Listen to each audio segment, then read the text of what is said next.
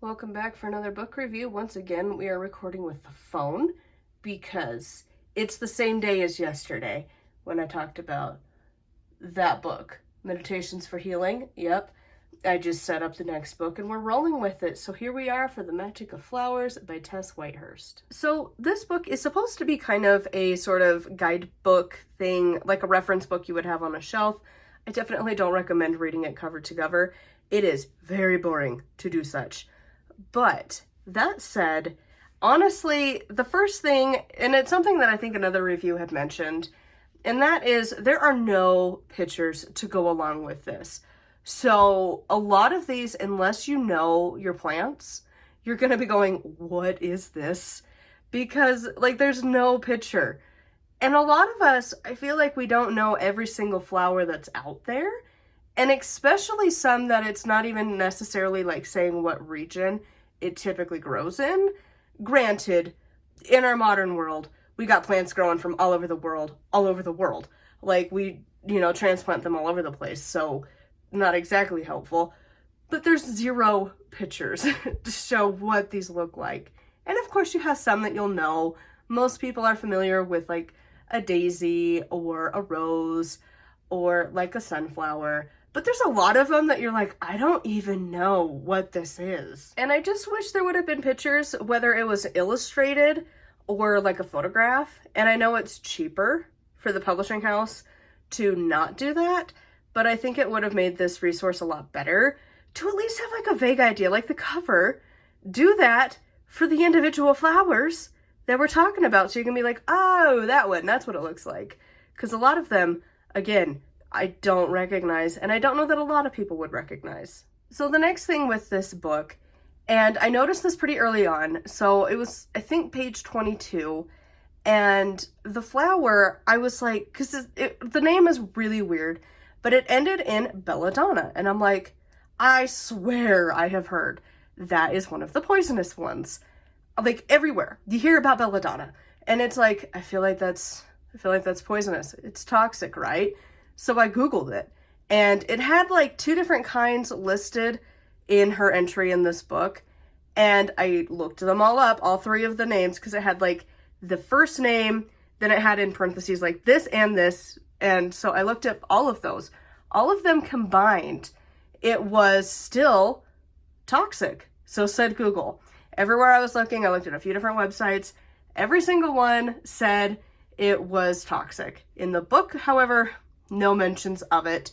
It just has like a subtle way of talking about like maybe getting high off of it, but that was about it. And I'm like, listen, I'm pretty sure it's toxic, but there's no mention. But then later she talks about like plants being poisonous.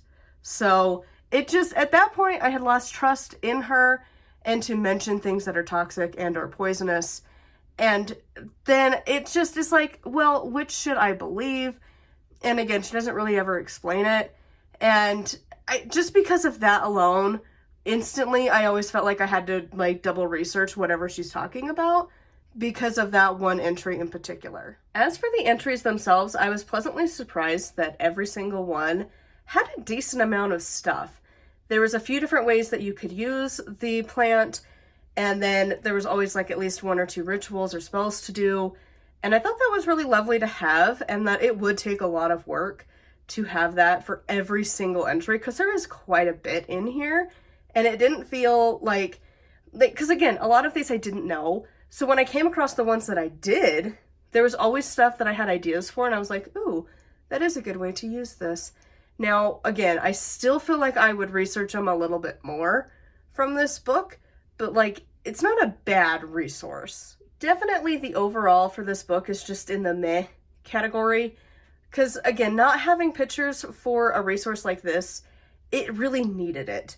And then to not trust her completely, and she was also like referencing here and there like Scott Cunningham and a couple other resources anyways, and I'm like, I feel like I would trust those more, but this is like a good starting point. Now the last thing is that she talks about making flower essences. And granted, I'm sick, so maybe I might not have read this properly, but when I read this, it sounded like you take the plant, you add it to some water, You let it sit there in the sun for like an hour or something. Then you take some of that water, you add it with like brandy or something, and then you like cork it basically and put it in a dark place and use it accordingly, and just use a couple drops here and there. But you're still using water that the plant has touched. And if that's the case, because she does use flower essences for a lot of the entries in here. And so if you're doing that, and she mentions it for some that are in the poisonous toxic category, it's very troublesome, because even just soaking it in the water, I feel like the poison would get there to the water a little bit. Maybe not enough to cause too much of an issue, but you never know. And it just felt really weird. Like, I personally don't trust that. I've heard that there's a few different ways of making like flower essences a little bit. It's not something I really look into horribly much, but I remember there was one, I think that it was on like Instagram that I had come across, where she talks about like making her flower essences where you put the flower like around, but not like inside of like a pot of water, basically. Kind of the same deal, but like it doesn't actually touch the water, but you just get the essence of it around, sort of like when you like crystal charge water, but you don't actually put the crystal inside of the water, because not a lot of them are safe to do that. And like, honestly, I just don't trust that at all personally. So you would just put the crystals around your like water bottle or whatever, and you would do the same thing with the flowers. And it doesn't sound like that's what you do. It sounds like you put it inside of the water and then you use the water. And like, I just personally don't know that I trust that too much. But that was just one of those things that it's like, maybe I misread it, because I am sick, and so maybe I just was not there with it. But that was just a little bit of like, I don't know that I trust that. And again, working with the poisonous ones, I feel like the warning should have been a little bit bigger, because like one of the random ones that she was like to be careful with was like pruning your, oh, I got 20% battery remaining. Anyways, but to prune your like morning glories, that you need to wear gloves because they're poisonous. And I'm like, what in the what? That's the one I need to worry about? Because I usually don't, and we've had them for years. Huh? So it's like the random stuff that you're like, that's the one I need to be worried about? Weird. And it just constantly left me feeling like I needed to research further, which was basically the premise of this book. It's a good starting point. And again, I really wish there was illustrations to go along with each flower, instead of having to run to Google to tell me what the flower even looks like. And like, I don't know, some of the things, it felt like it was just a beginner book into flowers. So anyways, I had bought this book used years ago. I was really surprised to find this, honestly, here in Utah at a used bookstore, which is probably the only reason I bought it.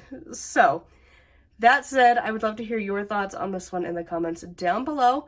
Like I said in my last video, I do not have anything to go on the screen, but thank you to my patrons. I don't know when I will have things up again, because again, the computer just is being a pain in the butt. So anywho, thank you though for my patron supporters, and to make sure to like and subscribe, all that good stuff. And until next time, thank you so much for watching, and I will see you all soon. Blessed be.